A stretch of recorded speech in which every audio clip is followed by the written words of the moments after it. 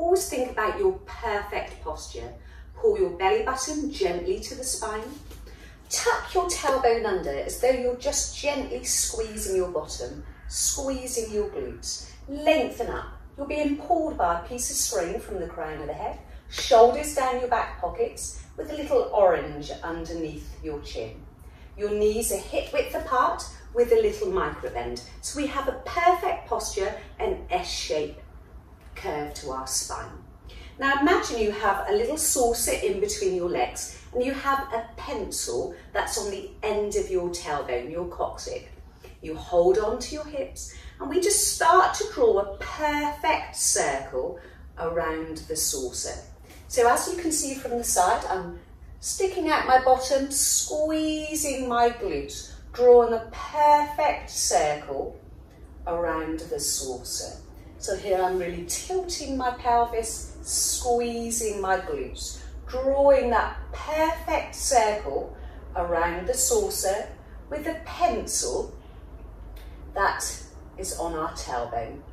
A little bit like belly dancing. So the aim is not to move the top of your body too much. So really mobilizing our pelvis. And we come in the opposite direction, drawing a perfect circle around the saucer. Sticking out my tailbone, squeezing my glutes. Perfect circle. Let's just do a couple more. And back to center. Now we're going to make sure we've dispersed the weight in our feet. Just hold on to your hips. We're going to sway from side to side. Posture sway. Keeping the weight underneath the soles of your feet, we're swaying from side to side. Think about pulling your belly button to the spine, lengthening up, shoulders down your back pockets, little micro bend in the knees. I want you to sway forward and backwards, trying to keep all that weight dispersed throughout your feet, the soles of your feet. I'm still really pulling my belly button to the spine. It helps with your balance. Posture sway. And back to center. We're just going to still have our feet hip width apart and we come onto our tiptoes. Now some of you might want to hold on to a chair. So we come onto our tiptoes, soles of our feet, tiptoes, soles of our feet. Now, if you want to challenge your balance, you hold on to your hips. But if you find you're wobbling all over the place, please do hold on to a chair. Now, let's see if we can hold it for a couple of seconds. 2, 1, soles of our feet. 2, 1. Tiptoes, soles of our feet. 2, 1, soles of our feet. Let's just do one more. 2, 1, soles of our feet. Now you're going to turn your feet outwards, gluing your heels together, holding onto your hips, or you might hold on onto a chair for stability. And again, tiptoes, soles of our feet. Now can you see as I come down to the floor, my heels are glued together.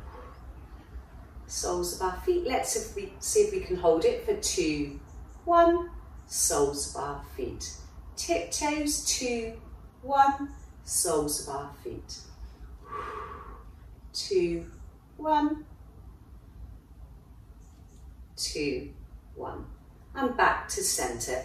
Back to that regular Pilates stance. We're going to try to balance now. So I'm putting all the weight into my left, so it will be your right leg. You might want to hold on to a chair. If not, hold on to your hips. I'm lengthening up, pulling my belly button to the spine, so I'm in that perfect posture. And I'm going to see if I can bring my knee and my thigh as close to my chest as possible. Micro bend in that supporting leg. And back to center. Let's try the other side. I'm putting all the weight into my right, your left leg.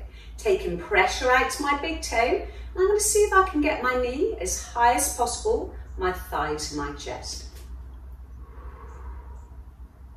And back to center. Let's see if we can do the other side. Dispersing all the weight in my left, your right. Float up, you might be holding on to a chair.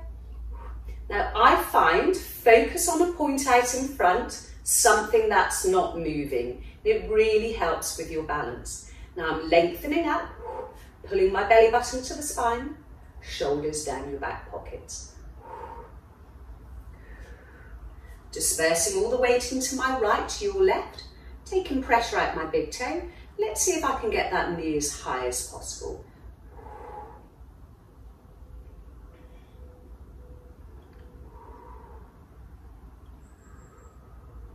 And back to center.